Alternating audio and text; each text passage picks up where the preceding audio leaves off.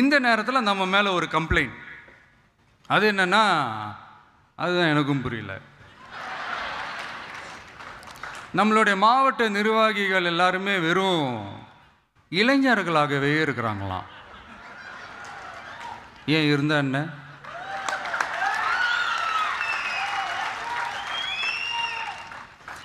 அறிஞர் அண்ணா அவர்கள் கட்சி ஆரம்பிச்சப்பா அவர் பின்னாடி நின்னதும், புரட்சி தலைவர் எம்ஜிஆர் அவர்கள் கட்சி ஆரம்பிச்சப்பா அவர் பின்னாடி நின்னதும் வெறும் இளைஞர்கள் தான்.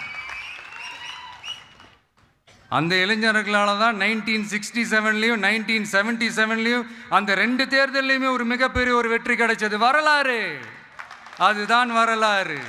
இப்போ அதே மாதிரி நம்ம மேலே இன்னொரு கம்ப்ளைண்ட். அது என்னன்னா, நம்மளுடைய கட்சி நிர்வாகிகள் எல்லாருமே சாதாரண குடும்பத்திலிருந்து வந்தவங்களாம். அதே தான் இங்கேயும் கேட்குறேன், ஏன் வரக்கூடாதா?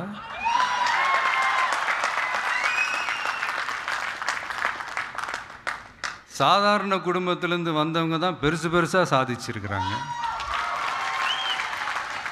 இன்னும் சொல்ல போனால், நம்மளுடைய கட்சி எளிய மக்களுக்கான கட்சி தானே.